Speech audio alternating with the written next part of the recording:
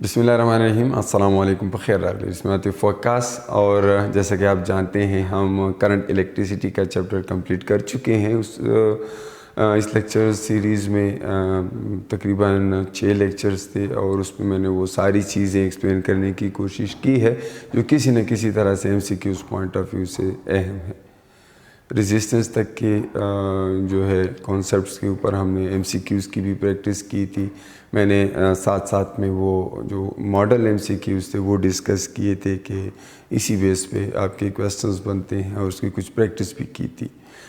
लेकिन फिर हमने इलेक्ट्रिक पावर के मुतालिक अंडरस्टैंड किया और ईएमएफ वगैरह और इंटरनल रेजिस्टेंसेस के मुतालिक बात की। तो उस पे मैं चाहता हूँ कि कुछ एमसीक्यूज़ आज आपके साथ शेयर कर लूँ। ये पहला क्वेश्चन जो है ये पावर के साथ रिलेटेड है, फिर दूसरा जो है ये ईएमएफ के साथ रिलेटेड है यानी इंटरनल रेजिस्टेंस वगैरह। ये जो प्रॉब्लम है ये वंस अगेन पावर के साथ रिलेटेड है। इसमें एफिशिएंसी का कॉन्सेप्ट आ जाता है, मैक्सिमम पावर आउटपुट थ्योरम भी इसमें शामिल है। और फिर ये जो है heat generated because of electric current इससे रिलेटेड है। ज़ाहिर है ये एक इंतहाई इम्पॉर्टेंट कॉन्सेप्ट है, ख़ास तौर पे जब हम इलेक्ट्रिसिटी की ट्रांसमिशन की बात करते हैं तो वहाँ पर ये अहम होता है कि हमें पता हो कि जी कितनी करंट जो है कितने टाइम तक किसी वायर में हो तो कितनी हीट जनरेट हो सकती है। तो इन सारी चीज़ों को हम डिस्कस करते हैं। लेकिन सबसे पहले मैं फर्स्ट क्वेश्चन पे आऊँगा, that is related to power. Power में हमने ब्राइटनेस के मुतालिक बात की थी कि जिस बल्ब की ब्राइटनेस ज़्यादा होगी इसका मतलब है वो ज़्यादा पावर डिसिपेट करता है। तो ब्राइटनेस और पावर डिसिपेशन जो है वो डायरेक्टली रिलेटेड है।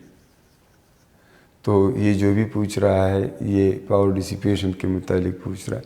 तो हम अगर to reduce the brightness of a light bulb, हम एक लाइट बल्ब लगा हुआ है किसी सर्किट में और उसकी ब्राइटनेस कम करना चाहते हैं, मतलब उसकी पावर डिसिपेशन कम करना चाहते हैं, and auxiliary resistance be connected in, तो हम उसके लिए एक रजिस्टर उठाएंगे और वो उसके साथ कनेक्ट करना चाहते हैं। अब हमें वो रजिस्टर सीरीज़ में कनेक्ट करना चाहिए या पैरेलल में कनेक्ट करना चाहिए, ये हमसे पूछा गया है।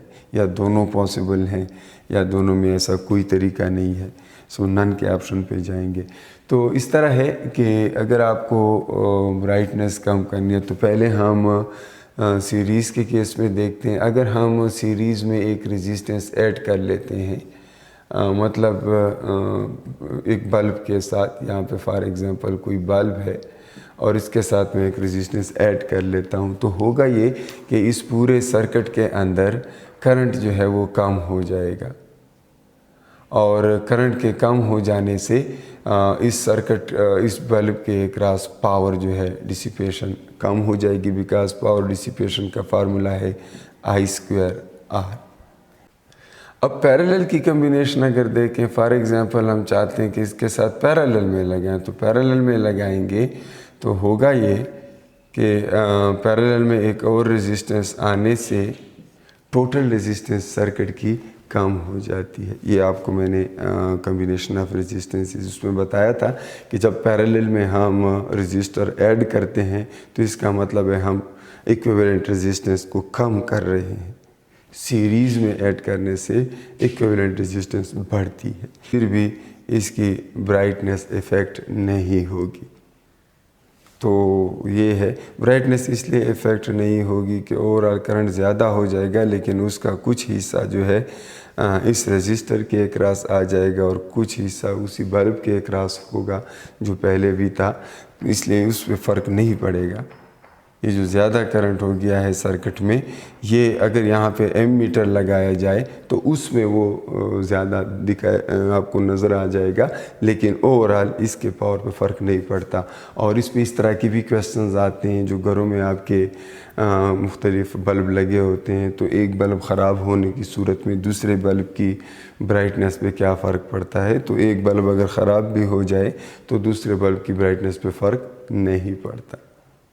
और यही कॉन्सेप्ट वहाँ भी यूज़ किया जा सकता है। तो घर में पैरेलल कम्बिनेशन होती है। तो मेरा ख्याल है आप इस बात को समझ चुके हैं कि हम सीरीज़ में एक रेजिस्टेंस लगाएंगे तो सर्किट की टोटल रेजिस्टेंस ज़्यादा होने की वजह से सर्किट के अंदर करंट कम हो जाएगा और I² R की वजह से पावर भी कम डिसिपेट होगा, इसलिए वो ब्राइटनेस उसकी कम हो जाएगी। नेक्स्ट जो क्वेश्चन है इसको अगर आप देखें, इसमें कहते हैं the effective resistance and effective EMF between the points A and B। देखें ये एक सर्किट दिखाया गया, सर्किट का एक पार्ट है और उसमें 2 पॉइंट्स हैं, एक पॉइंट A है और एक पॉइंट B है। इसके अंदर 3 मुख्तलिफ बैटरीज रखी हैं और आप इसको यूँ एज्यूम कर सकते हैं ये बैटरीज हैं जिनकी अपनी एक इंटरनल रेजिस्टेंस है और एक उसका आप देख सकते हैं उसमें EMF है। तो हर एक की EMF E है, हर एक की इंटरनल रेजिस्टेंस R है। हमसे ये पूछा गया है कि इसकी इफ़ेक्टिव EMF भी बताएं, इफ़ेक्टिव रेजिस्टेंस भी बताएं। तो तीनों सीरीज़ में लगे हैं। सीरीज़ में जब लगे हो तो रेजिस्टेंसेस आपस में ऐड होंगी, तो इफ़ेक्टिव रेजिस्टेंस जो है that would B R plus R, तीनों आपस में ऐड हो जाएंगे, 3R हो जाएगी। और अगर हम बात करें इफ़ेक्टिव EMF की तो फिर आप यहाँ पर किरचॉफ लॉ यूज़ करेंगे और उसके मुताबिक हमने ये बात की थी कि जब सिमिलर टर्मिनल आपस में अटैच होंगे उनका साइन आपस में डिफरेंट होगा। अगर अपोजिट टर्मिनल अटैच होंगे तो उनको आपस में ऐड करेंगे। तो पहले का देखें ना, स्मॉल टर्मिनल दूसरे के लार्ज टर्मिनल के साथ कनेक्टेड है, इसलिए ये दो तो ऐड हो जाएंगी, ये दो ऐड हो जाएंगी, हमें इफ़ेक्टिव EMF चाहिए। और तीसरे को देखें ना, इसके स्मॉल टर्मिनल के साथ इसका स्मॉल टर्मिनल जुड़ा हुआ है, इसलिए ये इससे सब्ट्रैक्ट हो जाएगा। और अगर आप वो किरचॉफ रूल की कन्वेंशन से करना चाहते हैं तो आप यहाँ पे देखें ना, बड़े टर्मिनल से छोटे टर्मिनल की तरफ जाएंगे तो ये माइनस EMF होगा, फिर इससे इस तरफ जाएंगे फिर माइनस EMF होगा, और फिर इससे स्मॉल से लार्ज की तरफ जाएंगे तो फिर क्या होगा, प्लस होगा, स्मॉल टर्मिनल से लार्ज टर्मिनल। लेकिन जो भी होगा इफ़ेक्टिवली वो 2E होगा या माइनस 2E होगा।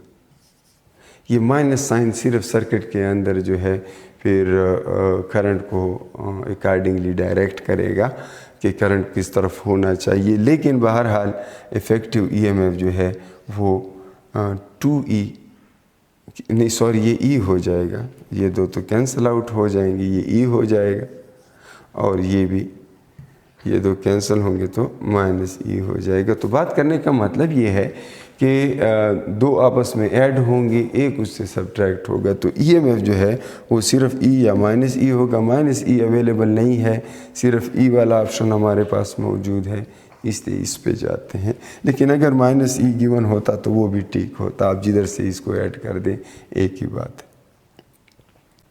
अब हम क्वेश्चन नंबर 3 पे जाएंगे। वहाँ पे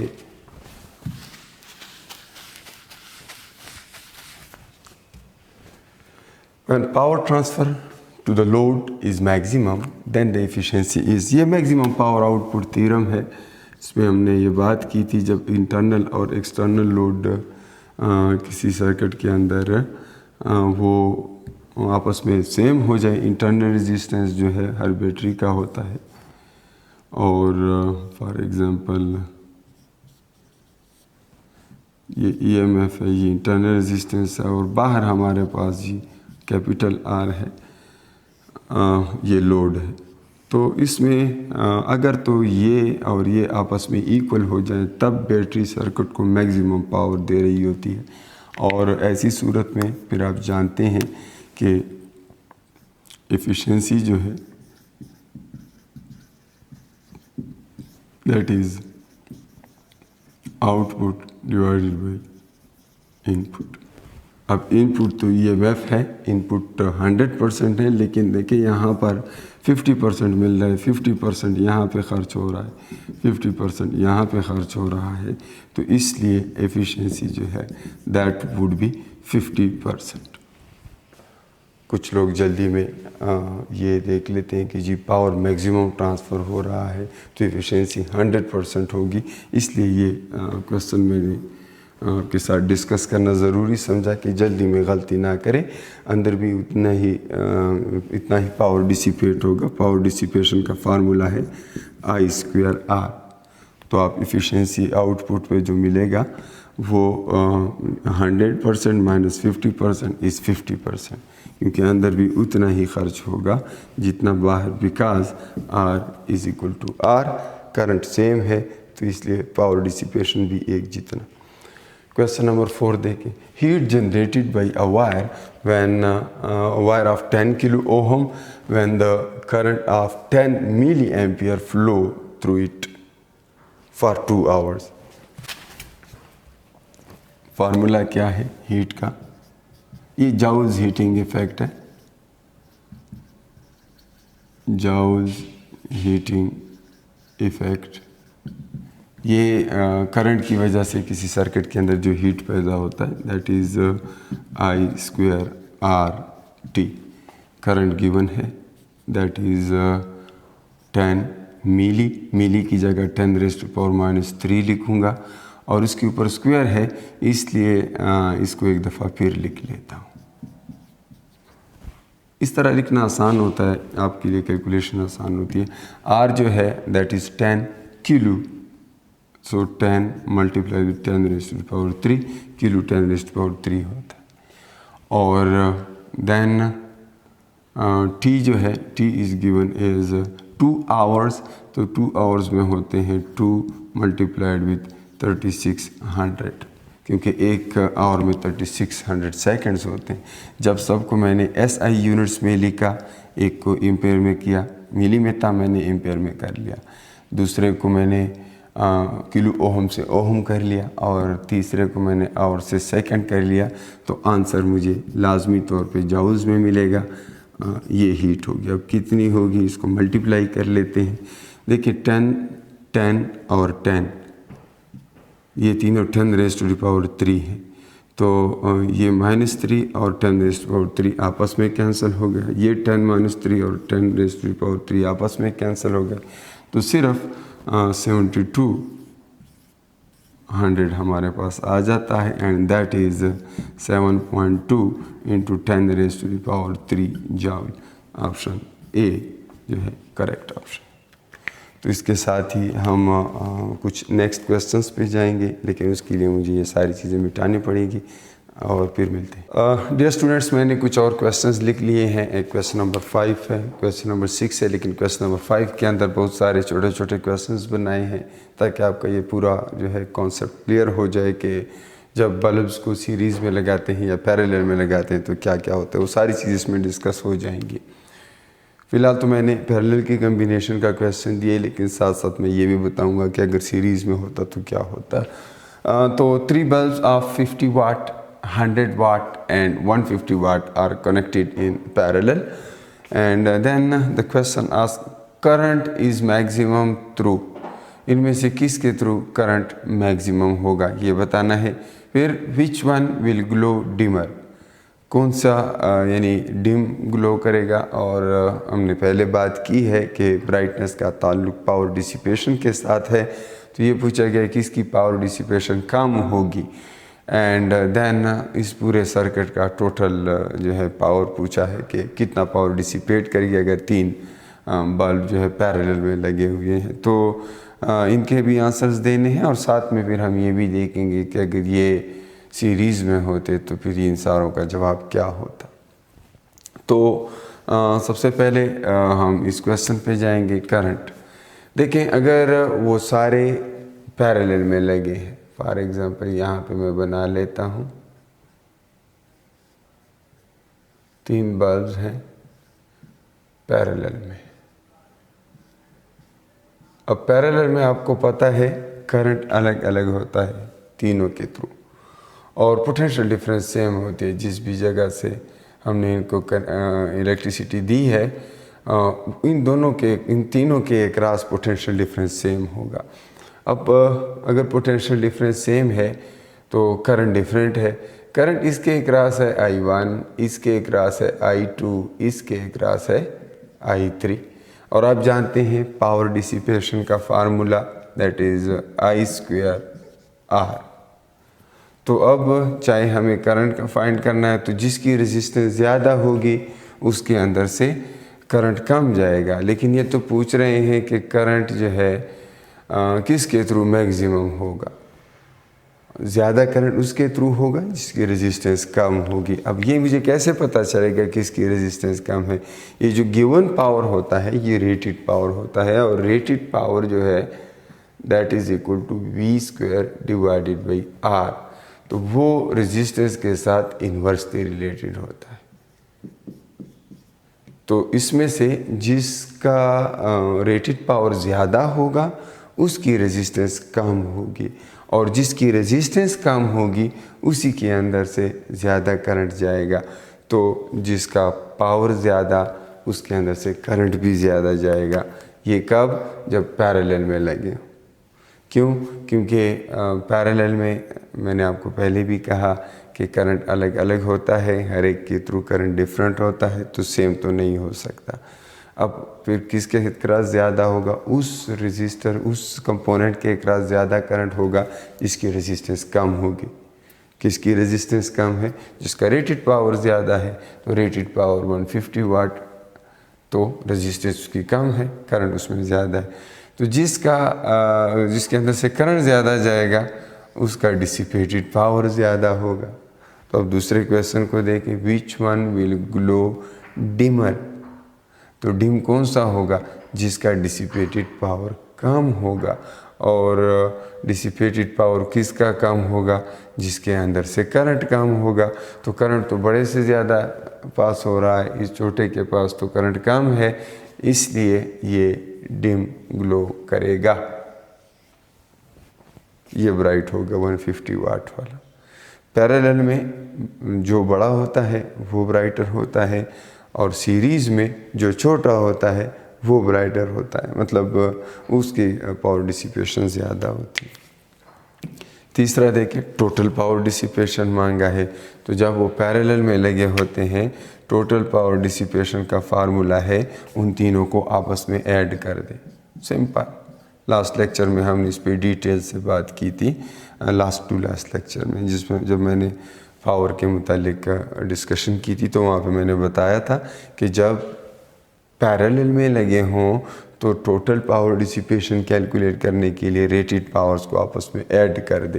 तो यहाँ पर तीन तरह के पावर्स गिवन है, 50 है, 100 है, ये मिलकर 150, और 150 ये टोटल हो जाते हैं 300। तो ये करेक्ट ऑप्शन है।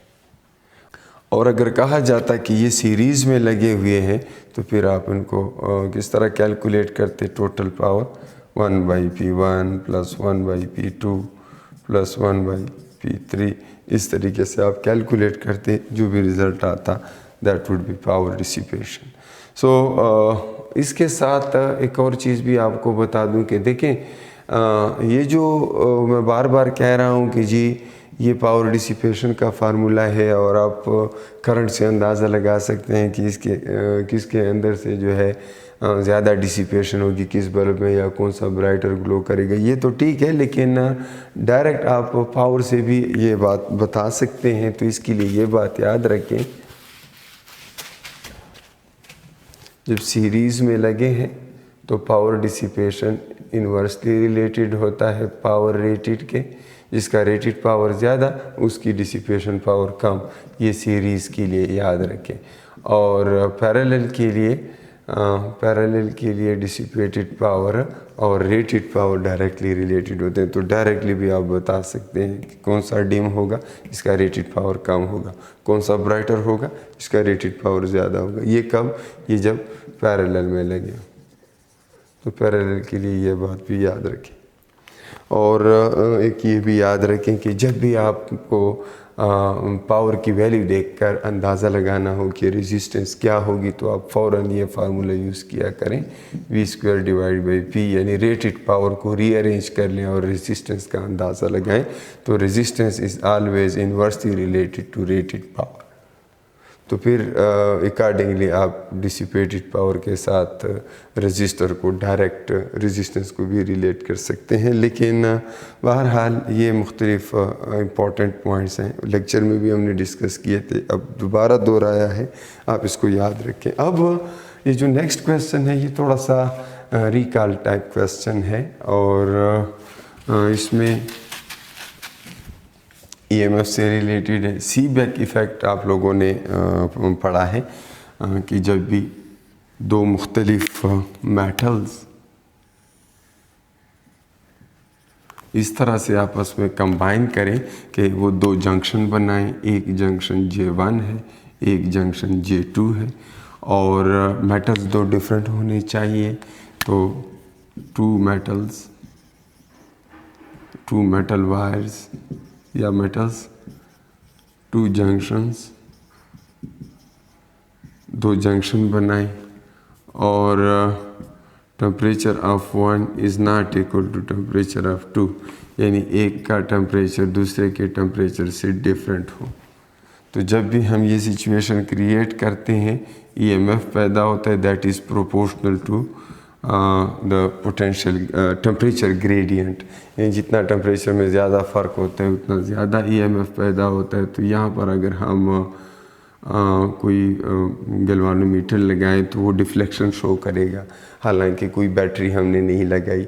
एक साइड पे सिंपली आपने टेम्परेचर ज़्यादा करना है और एक साइड के टेम्परेचर को आप 0 सेल्सियस पे रख लें, तो आपने इसका ग्राफ देखा होगा, ऐसे एक ग्राफ बनता है, एक पॉइंट आ जाता है जहाँ पर ये मैक्सिमम वैल्यू पे पहुँच जाता है, यानी ये करंट और ईएमएफ जो है ईएमएफ जब मैक्सिमम पे पहुंच जाता है और फिर उसमें कमी आना शुरू हो जाती है और फिर यहाँ पे जो है दोबारा भी ऐसे ग्राफ बन सकते हैं। लेकिन मैं मज़ीद इसकी डिटेल में नहीं जाऊँगा, आप अपनी टेक्स्ट बुक में ये इंफॉर्मेशन देख सकते हैं। सिर्फ याद दहानी थी सीबेक इफ़ेक्ट की, और इसमें दो मेटल्स होते हैं, जबकि जाउल्स जो इफ़ेक्ट होता है हीटिंग का उसमें एक ही मेटल के अंदर जो हीट पैदा होती है टेम्परेचर उसके करंट की वजह से, वो जाउल्स इफ़ेक्ट है। और जब दो मेटल्स हों और थर्मल से इलेक्ट्रिकल एनर्जी बने, थर्मल एनर्जी से इलेक्ट्रिकल एनर्जी बने, ये सीबेक इफ़ेक्ट है। एक और इफ़ेक्ट भी है जिसको पेल्टियर्स इफ़ेक्ट कहते हैं।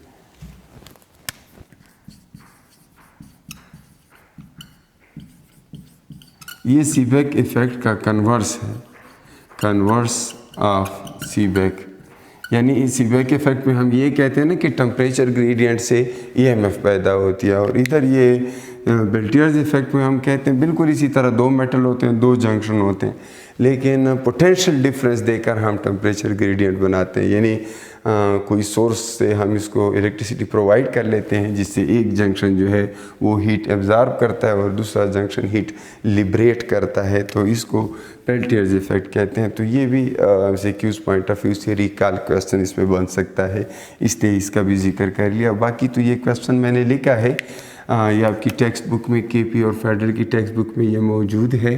तो इसमें अल्फ़ा और बीटा के यूनिट्स क्या होने चाहिए सीबेक कोएफिशिएंट्स के। तो अगर आप ये इक्वेशन ट्रू मानते हैं और जैसा कि गिवन है तो ये करेक्ट इक्वेशन होगा। जो लेफ़्ट पे डायमेंशंस है वो राइट पे हर एक टर्म की डायमेंशंस होगी। तो ये अगर वोल्ट है तो ये दूसरा टर्म भी वोल्ट ही होना चाहिए। लेकिन यहाँ पर तो दो चीज़ें हैं, एक अल्फ़ा है और एक टी है। ठीक है, तो मुझे पता है कि केल्विन है, लेकिन दूसरा वोल्ट पर केल्विन होना चाहिए, जबकि यहाँ पर भी यही चीज़ होनी चाहिए, वोल्ट बाई केल्विन स्क्वायर होगा, साथ में kelvin square, kelvin square kelvin square के साथ, केल्विन केल्विन के साथ कैंसिल होगा, तब तीनों वोल्ट बन जाएंगे। तो इसलिए अल्फ़ा की डायमेंशन है वोल्ट पर केल्विन और बीटा की डायमेंशंस हैं volt divided by kelvin square, और तभी ये इक्वेशन जो है करेक्ट हो सकती है, होमोजीनियस हो सकती है। सो इसलिए चार्ली इज़ करेक्ट ऑप्शन। ये टाइम नहीं है, ये क्लियरली बताया गया है, एब्सोल्यूट टेम्परेचर है। तो आप यहाँ से ये चेक कर सकते हैं। मैंने यहाँ पर कोएफिशिएंट नहीं लिखा बिकॉज जब हम यूनिट्स या डायमेंशंस की बात करते हैं वहाँ पर कोएफिशिएंट्स मैटर नहीं करते। और इसके साथ ही मैं आपसे इजाज़त चाहूँगा। इंशाल्लाह नेक्स्ट लेक्चर में किसी और कॉन्सेप्ट के साथ फिर मिलेंगे। तब तक के लिए दल्लो अल्लाह पामान।